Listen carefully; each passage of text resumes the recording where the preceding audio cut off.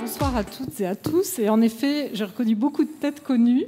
Donc, merci tous les contributeurs du portrait. On va revenir un peu sur le sujet.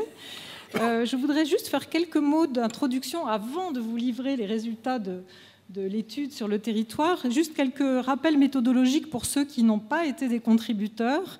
Et donc, pour recaler un petit peu la démarche, juste rappeler ce qu'est l'identité de territoire, tout simplement, parce qu'il y a quelquefois des instrumentalisations politiques. Dans le cadre de ces études, il n'est évidemment pas question de cela. Il est simplement question de dresser et d'analyser l'ensemble des traits, des signes, qui permettent d'individualiser un territoire par rapport à d'autres, exactement comme pour l'identité d'une personne.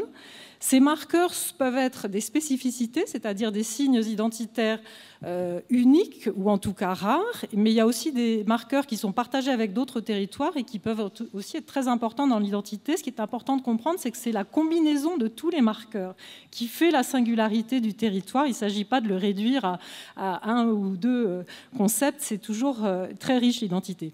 Ensuite, l'identité, c'est une matière vivante. Un territoire, il bouge, il est soumis au flux du temps, il mute, il évolue, il y a des retournements, quelquefois des ruptures identitaires. Ça a été le cas dans ce territoire-ci, par exemple, d'un point de vue économique et du point de vue historique souvent. Et donc, on ne fait pas un portrait du passé, on fait le constat du territoire là où il en est en ce moment. Donc, on essaye de comprendre d'où il vient, où il en est et vers où il se dirige. C'est une des raisons pour lesquelles il y a eu en effet des contributeurs de la jeune génération 18-28 pour essayer d'appréhender ce qu'eux ressentaient en termes à propos de leur territoire. Donc le portrait est donc en termes de méthodologie, c'est une étude qui est aussi large que possible pour essayer d'aborder toutes les facettes de l'identité. C'est très riche forcément, un territoire, surtout à cette échelle-là. Et c'est en effet de la co-construction, avec donc 4000 participants à ce portrait. Et je voudrais souligner cette très forte participation et rendre justice aux équipes qui ont fait ce travail en interne de coordination. Ils se reconnaîtront, mais il n'y a pas ce résultat en participation s'il n'y a pas une très forte mobilisation en interne. Encore quelques points sur l'esprit du travail.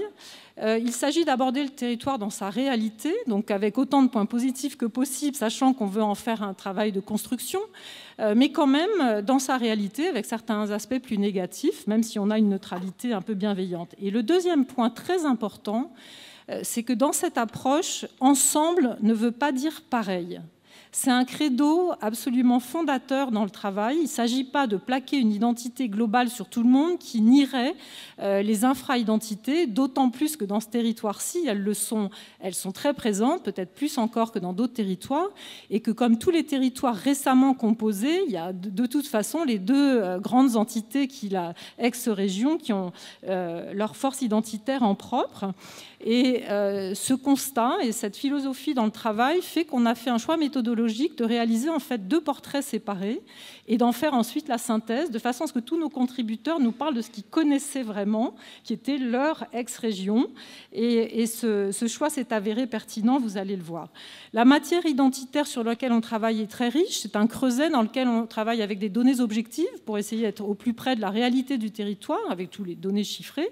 Mais on travaille aussi sur la perception des habitants, des acteurs, d'où les enquêtes et d'où vos contributions de certains d'entre vous. Et on travaille aussi sur l'imaginaire du territoire, c'est-à-dire tout ce qui vous imprègne malgré vous dans un territoire, notamment aussi la dimension inspirante, ce qui est très présent dans ce territoire-ci. Et ensuite, on cherche à faire des conclusions. On a fait une analyse verticale de 18 thèmes. D'abord, ce qui concerne le cadre de vie, puis ce qui concerne les habitants. Dans le temps qui est imparti aujourd'hui, je n'ai pas le temps de vous présenter les 18 thèmes déclinés. Donc, on a fait le choix de vous présenter les conclusions, mais en les étayant d'un point de vue visuel avec ce qui est d'habitude le travail thématique qu'on a redispatché dans les conclusions. Donc voilà pour vous dire un peu les choses. D'un point de vue iconographique, vous verrez qu'on a fait aussi le choix de mettre en miroir les images qui concernent le Nord-Pas-de-Calais sont à gauche ou en haut, et les images qui concernent la Picardie sont à droite ou en bas, quand quelquefois il y a deux bandes superposées. Et vous verrez aussi des guillemets qui correspondent à des contributions des experts ou à du travail documentaire. Je suis sûre que certains d'entre vous reconnaîtront leur propre formulation, parce que pour nous, c'est une mine quand c'est vous qui parlez de votre territoire. Donc, commençons par un premier constat. qui était une évidence pour le président Bertrand, mais qui n'était pas une évidence pour tout le monde, et surtout pas dans la réalisation de l'étude, qui est l'importance absolument phénoménale de l'identité partagée entre les ex-régions. Si on prend les 18 thèmes, dans ces 18 thèmes, il y a 90 à 95% de l'identité qui est commune, qui est partagée, alors que ça n'est pas du tout conscientisé. Donc c'était un décalage vraiment très marquant, et c'était d'autant plus impressionnant que quand on a interrogé les contributeurs sur leur connaissance de l'autre ex-région, ils n'en connaissaient vraiment a priori que très peu de choses, sauf ceux qui étaient déjà dans des travaux de coopération, par exemple dans le champ économique. Mais donc c'est un peu un premier scoop très important, et au fond, ça irait presque plus vite de parler des différences qu'il y a entre les deux régions, tellement il y en a peu qui sont finalement à ce point marquantes. Ce qui est intéressant aussi, c'est qu'il y a dans les enquêtes, on voit apparaître cette méconnaissance interne quand on interroge les acteurs habitants. Est-ce que vous pensez que vous connaissez bien la région? Vous voyez que ceux qui répondent « je connais surtout très bien mon ancienne région », ils sont beaucoup plus nombreux. Ceux qui pensent connaître la région ne sont que 28%, donc c'est très peu. Mais ce qui est intéressant, c'est quand on leur dit « pensez-vous que la région devrait faire ce travail de connaissance de la région ?» 91% sont enthousiastes. Donc il y a une vraie curiosité. Et quand on leur dit « seriez-vous prêts à aller visiter la région ?» Et alors là, on parle de tourisme, d'attractivité en interne, si on veut. On voit que 93% sont emballés et prêts à être des touristes de la nouvelle grande région. Donc déjà des points comme ça très positifs. Alors les différences, si on veut aller très vite, elles sont de plusieurs ordres. Il y a quelques différences qui sont des différences factuelles. Une Picardie qui est plus rurale avec une densité moindre par rapport à un Nord-Pas-de-Calais qui est plus urbain. On pourrait comparer par exemple le taux de boisement avec le Nord-Pas-de-Calais qui est un désert forestier comparativement à la Picardie qui a quelques massifs assez extraordinaires, des massifs forestiers. Et une différence importante, c'est quelque chose qui compte beaucoup en France, c'est la gastronomie. Parce que le Nord-Pas-de-Calais a une gastronomie très riche, très particulière, qui est un vrai melting pot, qui reflète beaucoup de choses de l'identité d'ailleurs, alors que la Picardie, ça fait toujours de la peine de dire ça, mais ce sont les Picards eux-mêmes qui l'ont reconnu, ce n'est pas forcément leur point fort. Alors je faisais le constat tout à l'heure que depuis le début de l'étude, depuis 8 mois, en allant dans les restaurants à Lille, maintenant on voit la ficelle picarde qui s'est invité dans la carte. Donc il y a déjà quand même de la fusion qui est en train de se faire. Et le point aussi important qui différencie les deux régions, c'est plutôt une différence de tempérament. On a globalement un Nord-Pas-de-Calais plus positif, plus optimiste, et une Picardie qui est un peu plus en retrait, un peu plus méfiante en général et par rapport à l'avenir, sachant que sur le fond, elle se retrouve, et le mode de fonctionnement de la Picardie est plus en 2 temps, mais au fond, sur les valeurs, elle se retrouve complètement, et on a un peu plus de manque de confiance en soi en Picardie, peut-être aussi un peu plus de truculence dans le Nord-Pas-de-Calais et plus de rêve en Picardie. Donc là, on est dans des choses de nuances. En tout cas, ce qui est vraiment phénoménal, c'est la part d'identité partagée. Notamment, quand on a interrogé tout le monde sur la question des valeurs et quand on a fait l'analyse des valeurs, on a retrouvé exactement les mêmes réponses dans les deux régions concernant les valeurs. Ça dessine un socle assez terrien dans les deux régions et il faut noter que même le monde industriel revendique cet héritage terrien. Si vous allez par exemple sur les sites du groupe Le Safre ou du groupe Bonduel, vous verrez qu'ils parlent de leur authenticité, de leur attachement à cet ADN hérité de la terre, je cite. Donc c'est vraiment quelque chose qui rejoint les deux régions et c'est quelque chose qui fonde une identité territoriale que de partager des valeurs. Alors, les valeurs qui concernent le rapport qu'on a à la vie et au monde, voilà le socle. Vous voyez la valeur de fidélité, on retrouve cette authenticité qu'évoquait le président Bertrand. La simplicité aussi, qui est revendiquée comme une qualité. La fierté, la sincérité, les notions de droiture et la solidité. Dans les valeurs de l'altérité, la valeur phare, c'est la convivialité, mais aussi la solidarité, la gentillesse, qui est aussi revendiquée avec la simplicité comme un marqueur. Le sens de l'accueil qui reste une valeur très présente, même s'il y a un peu des replis pour différentes raisons. La chaleur et l'ouverture qui sont des marqueurs. Et dans l'action, Là, c'est une convergence qui est maximum autour de la valeur du travail. Et quand je dis ça, ça veut dire que par rapport à d'autres territoires qui ont aussi beaucoup de productivité, ici, on considère que le travail, ça vous structure même à titre individuel. Et même s'il y a un peu de déperdition dans les jeunes générations ou par rapport à des métiers durs, ça reste quelque chose de fondateur et c'est aussi vrai dans les deux régions. On y reviendra. Et les notions de courage qui vont avec. Toutes les notions de réactivité, de volontarisme, de détermination, l'esprit d'équipe, mais là aussi on reviendra dessus, la formulation est bien précise. Tout ce qui est de l'ordre du concret, les terre à terre, le côté bien les pieds enfoncés dans la glaise, mais en même temps un côté débrouille, ingéniosité et même une certaine concréativité, on y reviendra tout à l'heure. Et autre valeur très importante, partagée par les deux régions et qu'elles considèrent d'emblée comme un marqueur, qui sont la capacité, la volonté et la capacité de se transformer, de rebondir, de se réinventer. Il y a des petites nuances. Vous voyez la Picardie plus modeste, un peu plus dans l'autodépréciation. Le Nord-Pas-de-Calais, comme on l'a vu, un peu plus gai, un peu plus de passion peut-être. En tout cas, plus de passion extravertie. Et puis on voit apparaître des valeurs d'altruisme et d'empathie qui sont des valeurs assez rares, qui ont été mentionnées plus dans le Nord-Pas-de-Calais. Alors ce qui est intéressant aussi, c'est que les visiteurs sont encore plus positifs que vous sur les valeurs. Vous voyez que là, c'est les réponses des acteurs experts. En gros, on tourne autour de 75% de réponses tout à fait d'accord ou plutôt d'accord par rapport à ces valeurs. Mais quand ce sont les visiteurs, on passe à 95% en gros, en moyenne, par rapport à ces valeurs. Donc ils sont encore plus enthousiastes que vous sur vous-même. Et on n'aura pas le temps de montrer tous les résultats de l'étude, mais c'est quelque chose qui est revenu tout le temps dans les enquêtes. C'est ce regard extrêmement positif de vos visiteurs et notamment par exemple leur taux de satisfaction quand ils ont été touristes chez vous, ça touche à 100% quasiment. Donc vous voyez, il y a vraiment de quoi se réjouir. Alors autre chose partagée, c'est les modes d'action. D'un point de vue régional, il n'y a pas vraiment de communauté régionale. Par rapport à d'autres régions en tout cas, notamment parce que les infra-identités sont extrêmement fortes. La culture de beffroi, la culture de clocher prime peut-être sur l'appartenance régionale. Par contre, il y a de la communion locale qui, elle, est le fruit du plaisir de se rassembler et d'être ensemble, qui est quelque chose de très fondateur dans cette identité. Et il y a une autre façon de se rassembler, qui est la cohésion défensive. Ça, c'est par rapport au regard qu'on juge parfois stigmatisant par rapport à ça. Et donc, il y a des petites communautés locales et il y a de la communion locale. Et puis, d'un point de vue des énergies, des ressources énergiques, c'est assez la notion du foisonnement, de la multiplicité des initiatives.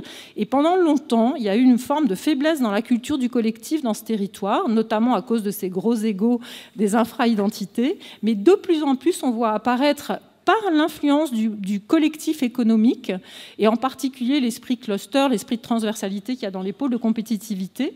Et donc, on voit apparaître une montée de cet esprit du collectif plutôt dans les notions de complémentarité, de coopération.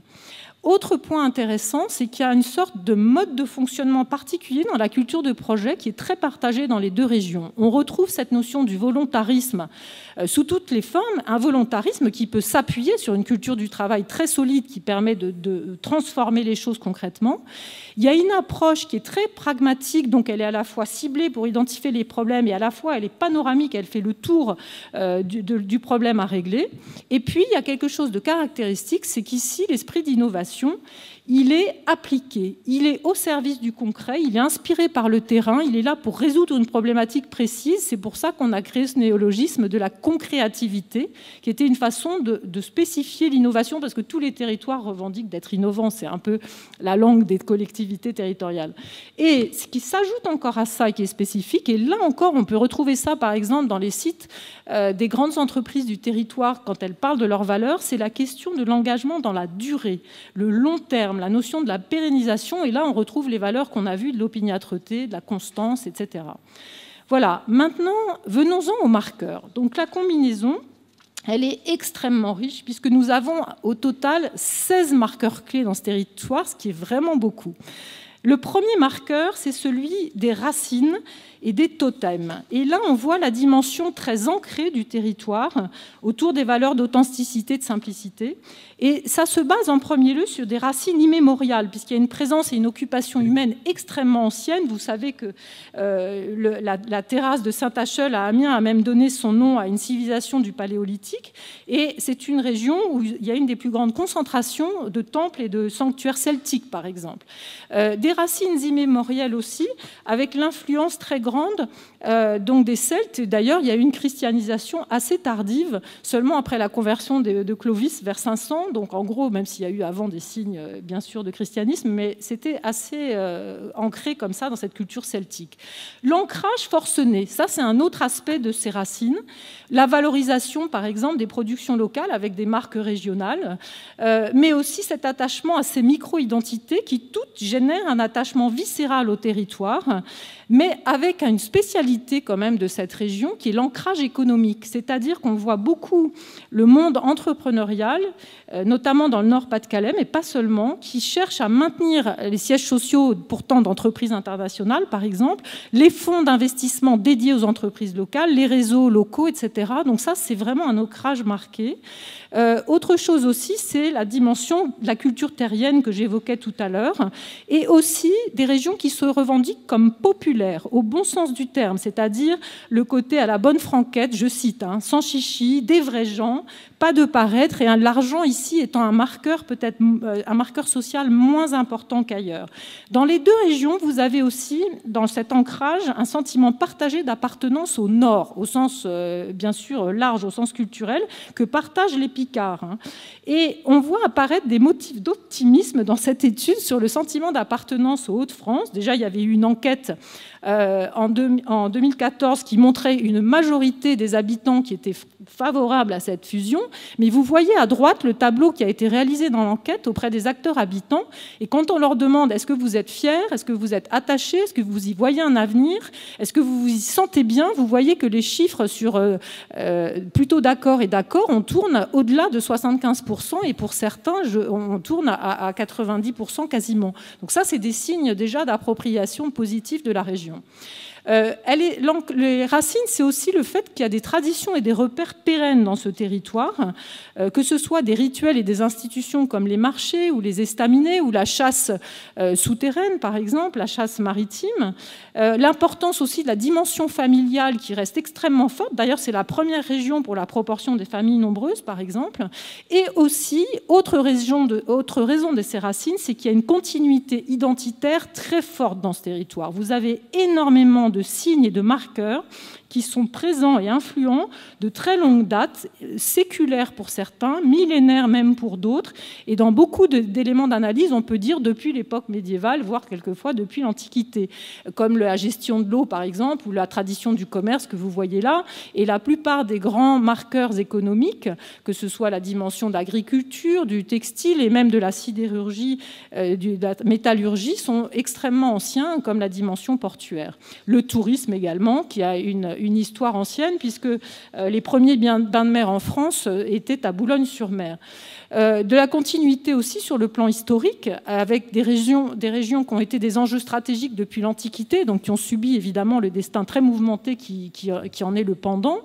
La continuité aussi en tant que région d'inspiration, et là vous avez une petite sélection de quelques peintures parmi les plus grands peintres qui sont venus s'inspirer de ce territoire.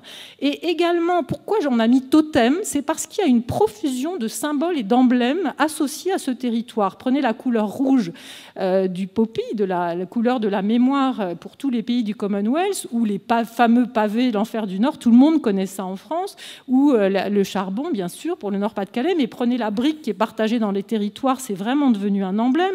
Prenez les produits alimentaires, que ce soit la bière ou le champagne ou le maroilles, tout ça sont des produits vraiment phares.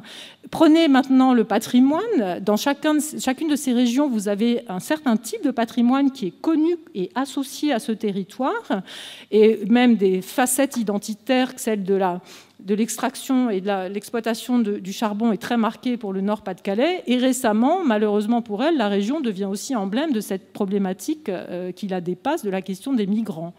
Des totems aussi, parce qu'il y a une part de sacralisation très forte sur le territoire, par le sang versé déjà, les terres, puis aussi une tendance à mythiser la figure du mineur. Elle a souvent été héroïsée. Est-ce que c'est un héros ou un martyr? C'est le premier ouvrier de la nation.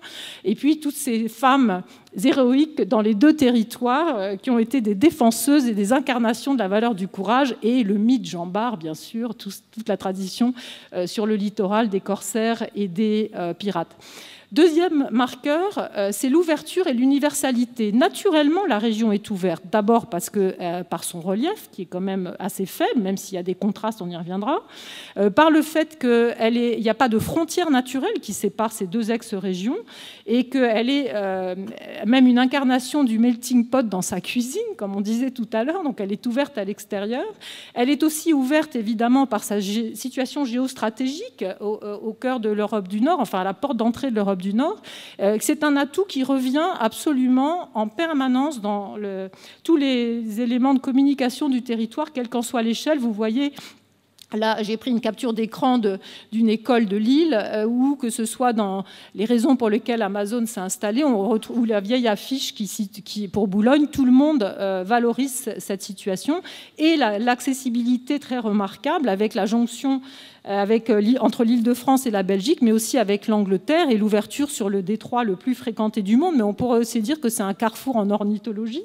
Et puis il y a un brassage très ancien par les innombrables passages d'envahisseurs, mais aussi de civilisateurs, en particulier toutes les influences qui sont venues avant que cet espace rentre complètement dans l'espace national. Une ouverture internationale qui est liée aussi à la mémoire universelle et à la transfrontalité, la mémoire universelle de ceux qui sont venus donner leur vie ici, et le commerce qui a été un marqueur de l'export depuis toujours, ne serait-ce que le textile dès l'époque médiévale, ou les céramiques de Beauvais, par exemple, qui se baladaient dans toute l'Europe dès le Moyen-Âge, pour donner des exemples. Une histoire d'immigration qui est plus souvent associée au Nord-Pas-de-Calais, mais qui en fait est très présente aussi en Picardie, la même. Et puis, ce qui est très intéressant, je reprends les mots de Jacques Darras, qui parle d'une polyphonie culturelle, c'est-à-dire la rencontre de deux grandes cultures européennes qui sont la germanité et la romanité. Et ces deux cultures s'expriment à travers deux langues différentes qui sont aussi un patrimoine de ce territoire, avec le picard, bien sûr, et la langue flamande. Troisième marqueur, c'est les souffrances et la mémoire d'avenir. C'est un territoire qui a quand même beaucoup souffert. Il a une épaisseur historique importante, mais qui est assez indissociable des souffrances. Donc il y a bien sûr les ravages pendant les dernières guerres mondiales, mais déjà de toute époque. Et puis le sentiment d'avoir beaucoup mérité de la nation, d'avoir beaucoup sacrifié, payé un prix très élevé, un prix du sang très élevé. Là, du coup, un héritage, par exemple, de patrimoine défensif qui est partagé complètement dans les deux régions, avec cette impressionnante collection de citadelles qui l'illustre, et des paysages stigmates de l'histoire dans les deux régions, notamment une dimension souterraine qui est assez caractéristique, avec ces kilomètres de galeries dans les deux régions, qui ont servi souvent de refuge, soit c'était leur destination première comme Naour, mais soit quelquefois d'anciennes carrières qui ont aussi eu cette destination de protection. Crise et souffrance économique, pas seulement historique, puisqu'il y a déjà eu beaucoup de crises. Même l'histoire de la mine s'est assortie de pas mal de catastrophes, mais il y a eu toutes les crises de désindustrialisation. On parle encore de martyrs, entre guillemets, de la désindustrialisation. On l'a vu encore dans l'actualité récente. Terre de mémoire, mais terre de mémoire d'avenir, parce que même dans la mémoire des conflits, il y a une dimension de transmission aussi de la paix qui est très forte. Et puis quand on voit, c'est les iconographies d'en bas, toute la valorisation des savoir-faire historiques dans ce territoire sont toujours assortis d'une mise en vision de l'avenir de ces filières et de leur dimension même carrément innovante et créatrice. Donc on est vraiment dans la projection. Et puis quand c'est la mémoire des traditions ou de l'histoire, on fait des fêtes médiévales. Quand ce sont les traditions pérennes comme les carnavals, les géants, les traditions sur le littoral, tout ça c'est des occasions d'être festifs. Donc c'est une mémoire vraiment très vivante, pas du tout une mémoire de nostalgie. Alors, on en a parlé tout à l'heure dans les valeurs, c'est une valeur phare, c'est cette question du rebond et de la capacité de résilience qu'on retrouve, qui relie donc le passé et l'avenir d'une façon très spécifique. et en ajoutant une caractéristique que vous avez mentionnée dans les deux régions, qui est non seulement on se relève, mais en plus on se relève pour relever des défis. Donc il y a une dimension d'audace et là on voit évidemment les valeurs de courage qui sont à l'œuvre. Des exemples, c'est évidemment ce passage de l'archipel noir à l'archipel vert qui illustre toute la transition au pays des gueules noires, où c'est aussi toutes ces reconversions et reconquêtes de friches qui sont devenues de nouveaux emblèmes du territoire. Et j'en profite pour vous dire, je suis en train de réaliser le portrait de la métropole européenne de Lille, par ailleurs, et dans les focus group de jeunes, on s'est rendu compte qu'ils étaient bien plus attachés à ces bâtiments des reconversions, qu'ils estiment leur patrimoine, surtout quand c'est pour se transformer en Euratech avec des nouvelles technologies, que l'architecture contemporaine de Rallye. C'est intéressant de méditer ça, parce que ça veut dire que cette jeune génération, elle est très imprégnée, même si elle ne l'analyse pas comme ça, de cette capacité de rebond et de réinvention. D'autres exemples, c'est aussi le fait que le regard a changé sur le patrimoine de l'industrie et le patrimoine de la reconstruction, en particulier avec une valorisation très forte ces dernières années du patrimoine art déco. Et c'est un peu même un nouveau champ touristique que ce patrimoine industriel. Et les facettes identitaires qui, pour certaines, se sont entièrement réinventées, comme le textile, par exemple, même si ça a été vraiment, c'est plus du tout à la même échelle qu'avant. Et tout le travail de l'industrie aujourd'hui, c'est une industrie ultra performante qui est vraiment projetée sur l'usine 4.0. Donc c'est pérennité dans le renouvellement et la réinvention. Même chose pour la facette de l'énergie, par exemple, avec la réinvention de Rêve 3, qui est une illustration extraordinaire de cette capacité de rebond, ou aussi de la résilience économique face à tout ce qui a été perdu, en créant des nouvelles filières, donc notamment le numérique et tout ce qui est tertiaire, et puis tout ce qui est les agro-ressources qui font passer de la chimie traditionnelle à la chimie verte aujourd'hui, et toutes les créations des agro-ressources et aussi des nouveaux matériaux. En tout cas, une région qui est en train de se restructurer d'un point de vue économique. On voit, il y a eu des enquêtes qui montrent que les chefs d'entreprise sont très optimistes pour les années, enfin pour actuellement et les années à venir. Résilience historique, c'est la transmission de la paix, mais c'est aussi une nouvelle facette identitaire dans laquelle les deux régions sont devenues des références internationales, qui est le tourisme de mémoire, qui est une façon de valoriser cette histoire. Marqueur suivant, c'est autour de cette valeur du travail, c'est le côté, les deux terres se définissent de la même manière, grands faiseux, petits diseux, des gens concrets et pragmatiques, et donc toujours cette culture du travail. Mais surtout, ce qui est intéressant, c'est qu'il y a de l'excellence et des performances dans de très nombreuses filières, même si ce n'est pas très conscientisé. Alors, il y a certaines filières, tout le monde le sait, mais peu nombreux étaient les contributeurs, j'ai envie de dire, à se vanter un peu des performances régionales. C'est comme s'il y avait une excellence un peu qui se fait, mais dont on n'est pas forcément le porteur avec un drapeau. Alors là, je dis modestie et discrétion de la région qui seront à mettre un peu... disons, à transcender pour afficher un peu plus ces performances comme l'agroalimentaire, l'agriculture, la région qui est première région pour la construction automobile, pour le ferroviaire, pour la fabrication du verre, et puis donc maintenant ces nouvelles performances dans le domaine économique. Le port, l'ensemble fait un des premiers complexes portuaires avec des ports qui sont premiers chacun dans leur catégorie, et par exemple dans le domaine de la santé aussi, la région est extrêmement forte et performante. Et prenons un autre exemple encore, c'est l'anneau de la mémoire qui, à lui tout seul, a été récompensé par des prix, tellement c'est une performance structurelle avec son porte-à-faux de 52 mètres dans le vide. Alors, autre marqueur, c'est la question des énergies et des synergies. On en a aussi parlé un petit peu. Déjà, ne serait-ce que les flux qui traversent ce territoire et qui le dynamisent, ce sont des régions de passage anciennes qui ont toujours été sur des axes de communication et de commerce. Mais aujourd'hui, on peut ajouter la nouvelle facette de la logistique qui est venue confirmer cette dimension de dynamisme de flux.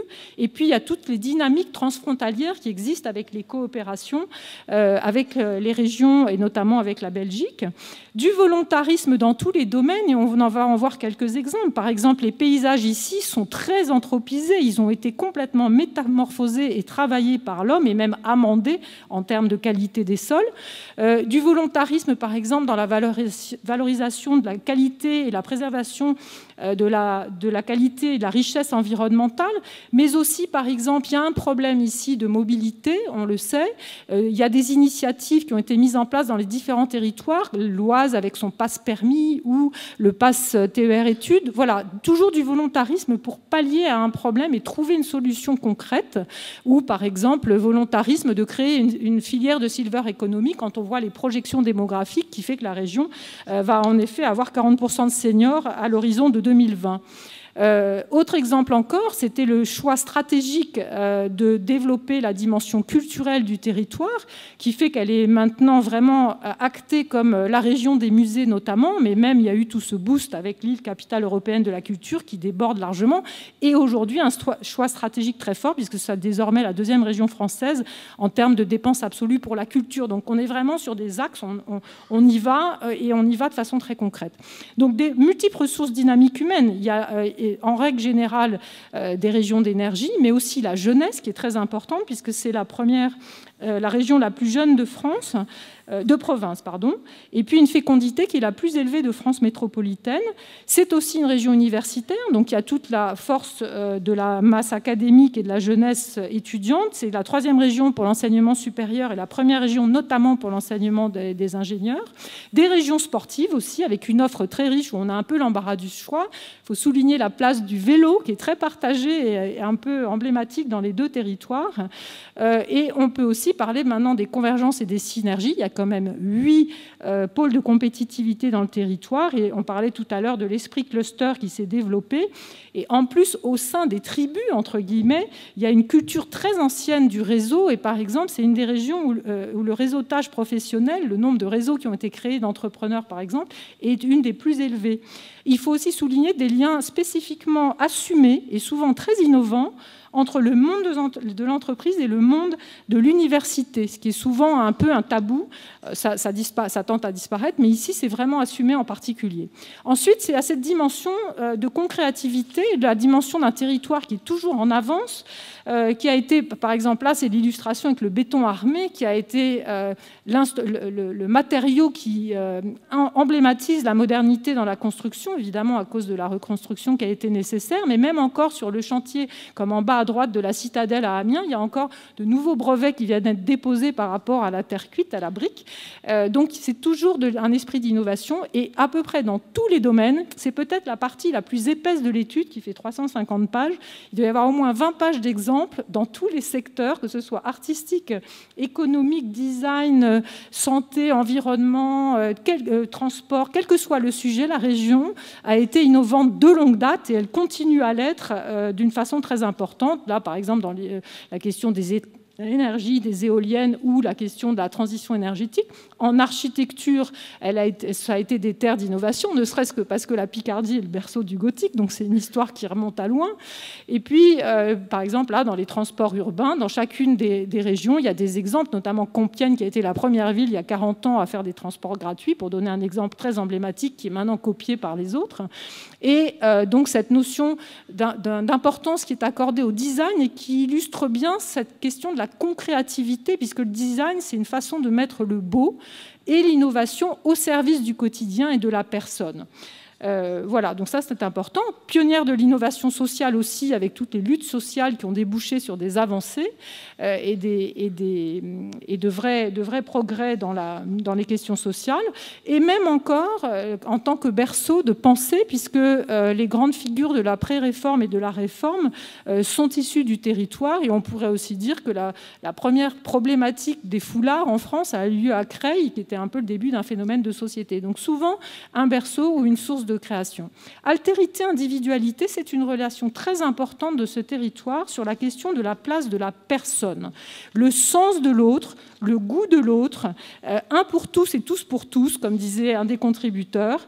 On dit bonjour, on se sourit, on fait attention à ça. Grâce à la taille humaine, l'échelle humaine qui reste vraie même dans la métropole, par exemple, l'importance de chaque personne dans la mémoire, où on voit les noms des gens, les photos des gens, tous les sites de valorisation des patrimoines comme les Ward, par exemple, on voit les photos de ceux qui ont travaillé là, on fait attention à chacun. Et même les symboles, regardez les géants, regardez les cabotants, à Amiens, c'est aussi des symboles humanisés. On pourrait aussi dire que, par exemple, les produits Les productions culturelles sont souvent pensées pour être accessibles à tous. C'est pour ça qu'il y a beaucoup de propositions aussi dans le monde rural, par exemple. Et il faut individualité, parce que c'est la personne, mais c'est aussi les individualités territoriales. Ce sont 2 régions qui sont parmi les premières à avoir été des régions de conquête des libertés communales, avec les chartes qui donnaient leur liberté aux communes. Et ça, dès le XIe siècle, donc ça a créé un sentiment communal extrêmement puissant qui explique aujourd'hui aussi ces égaux de ville qui restent très très forts dans ce territoire, dans les 2 territoires.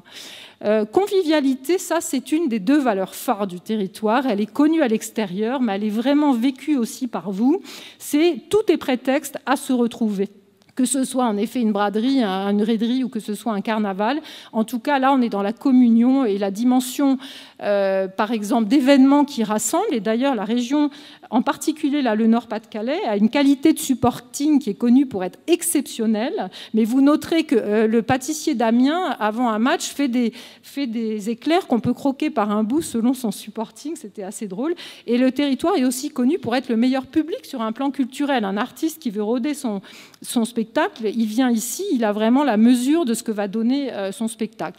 On peut dire que ce sens de la fête est un peu plus accentué, plus revendiqué et plus transgressif dans le Nord-Pas-de-Calais. Mais il est tout aussi fort en Picardie, même si c'est peut-être un peu plus raisonnable, on va dire, par rapport au carnaval, pour donner un exemple, ou au bain des givrés, pour donner des exemples concrets.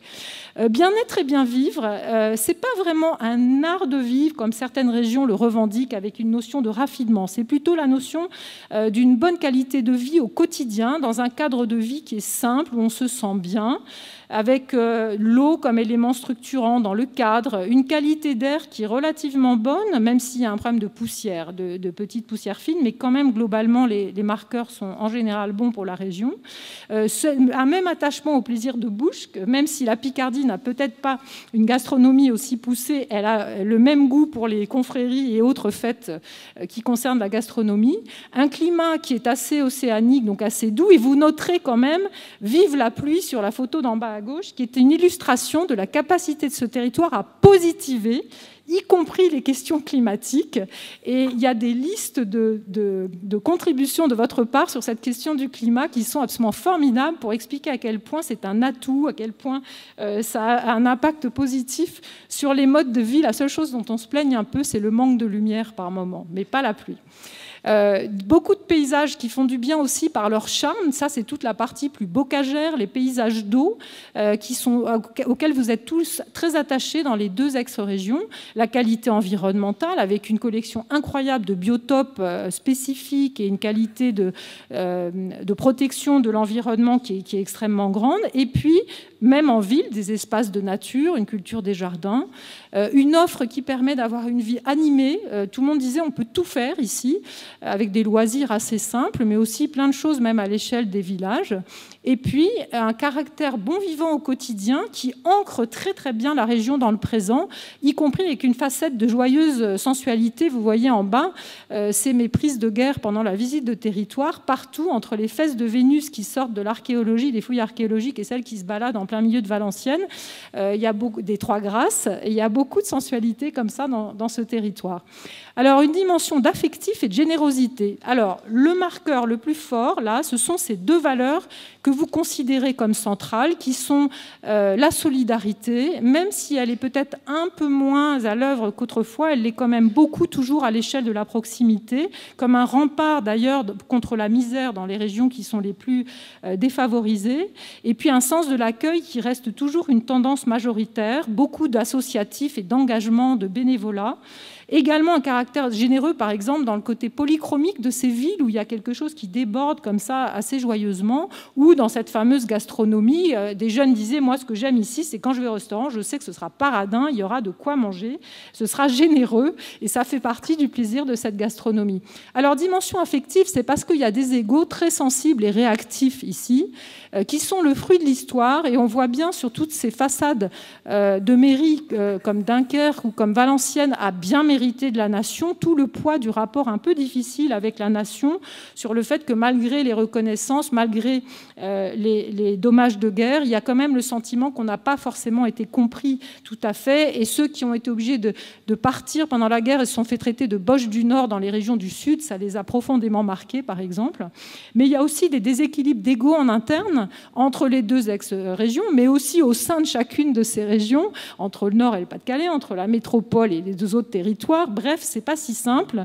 Et puis, un peu un problème de manque de confiance en soi, même dans le Nord-Pas-de-Calais qui est plus extraverti. Et ça, c'est l'impact de l'image, où il y a une part de l'image extérieure, où il y a de la stigmatisation. Vous voyez, j'ai retrouvé la fameuse banderole du match Lens-PSG qui m'a été...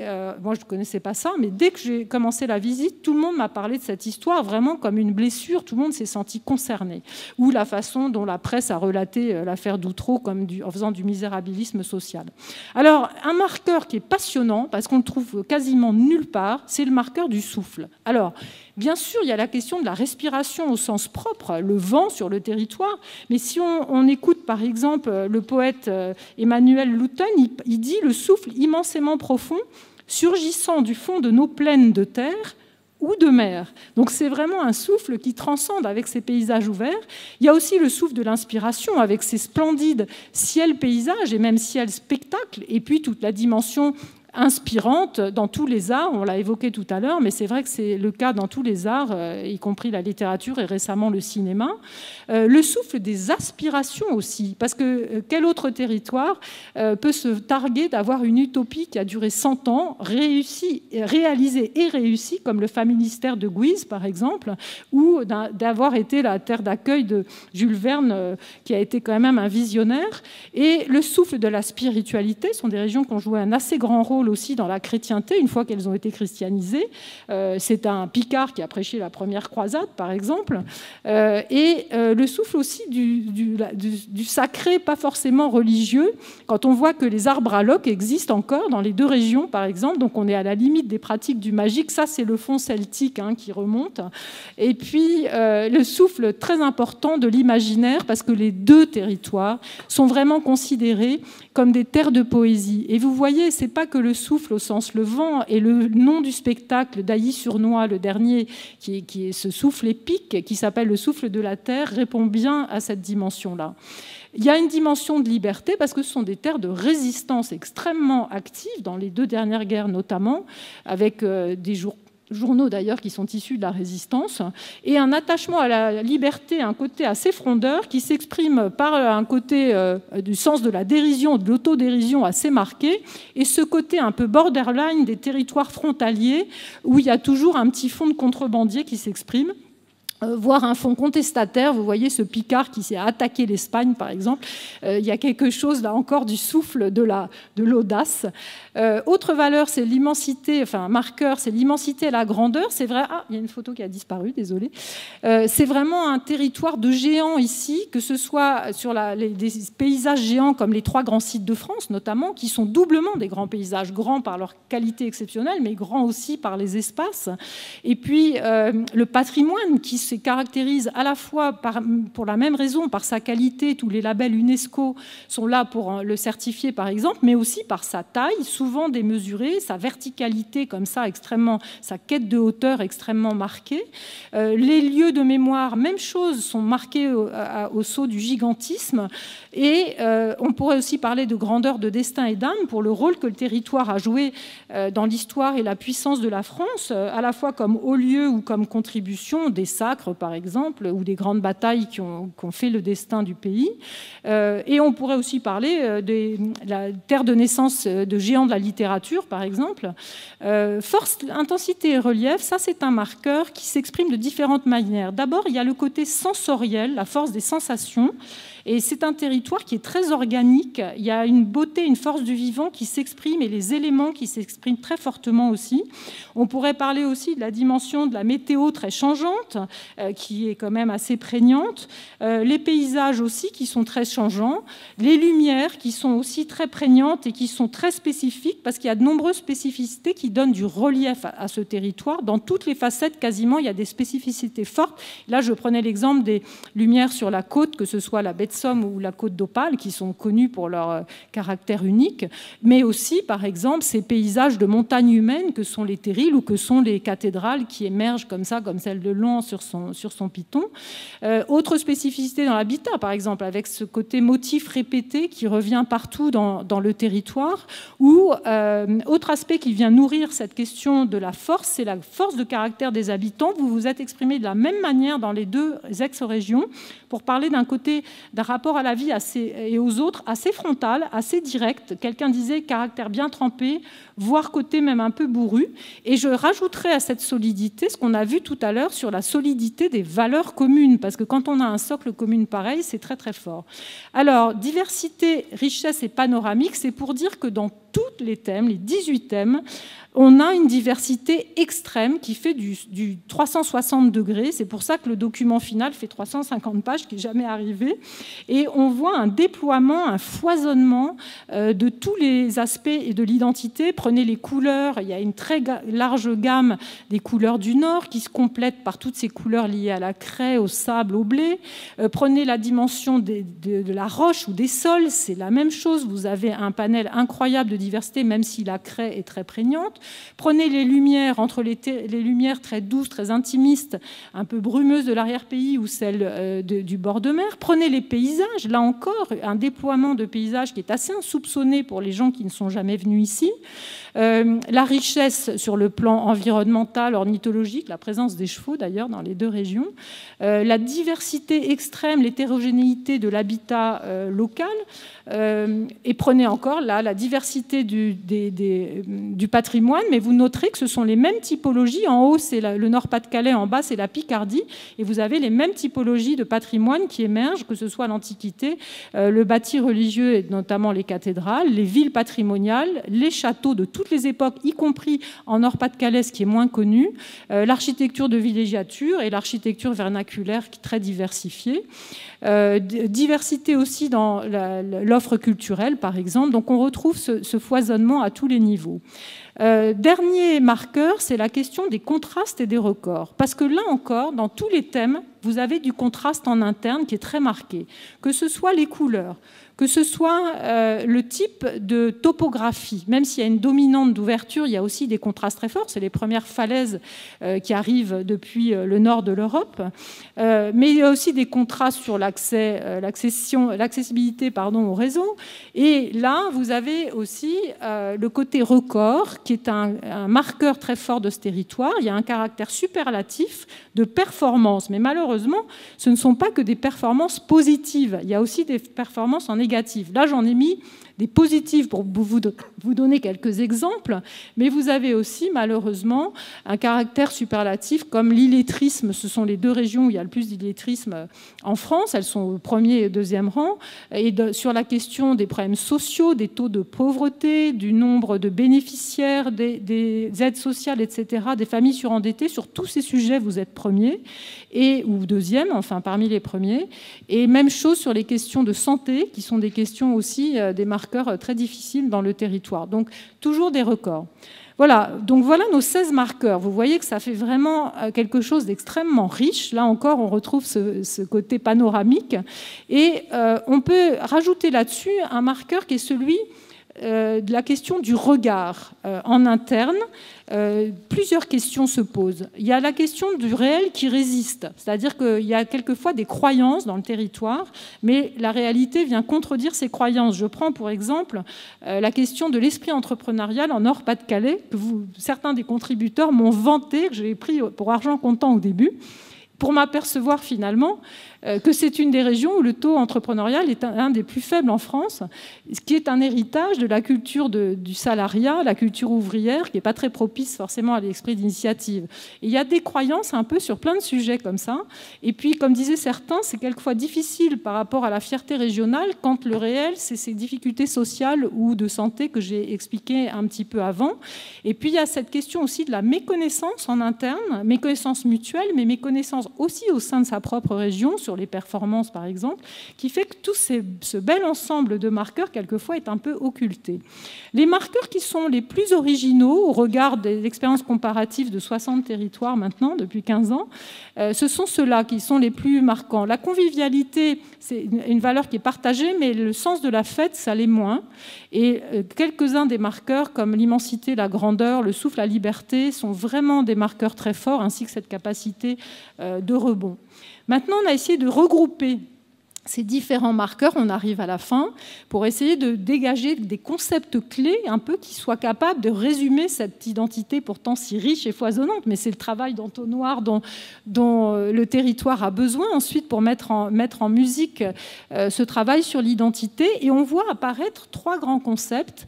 Un qui concerne la dimension d'humanité, sur l'altérité, sur la notion des rapports aux autres, le fait d'être ensemble, toute cette question de l'enracinement qui est très fort. Un autre pôle qui est celui des énergies, qui était vraiment à mettre au pluriel, et avec le côté positif et constructif et inventif, réinventif même, et créatif, avec toute cette dimension d'innovation. Et puis un dernier pôle qui est celui du charisme. Et c'est un mot qu'on n'utilise jamais pour un territoire d'habitude, mais c'est un territoire qui est particulièrement incarné, et en plus, il se déploie à la fois en épaisseur, à la fois en panoramique, à la fois en immensité, en grandeur, en relief. Donc il a vraiment un charisme très fort. C'est pour ça qu'on l'a baptisé en 3D et à 360 degrés. Et on souligne comme un supplément d'âme ce marqueur du souffle avec ce qu'il induit sur les notions de respiration, d'inspiration et d'aspiration, ce qui est quand même très beau et qui se met en écho avec la dimension d'humanité aussi. Et pour terminer, je vais vous montrer les 2 fenêtres d'évasion qui étaient affichées dans la gare du Nord quand j'attendais mon train hier. On propose aux gens qui sont dans la gare de s'évader, de se calmer, de se faire du bien avec des images. Et vous noterez que les 2 images d'évasion qui ont été montrées, c'était des images qui sont liées au souffle. Donc j'avoue que ça m'a fait écho hier, donc je voulais vous les montrer. Voilà, merci beaucoup pour votre attention. Je crois que je n'ai pas trop dépassé.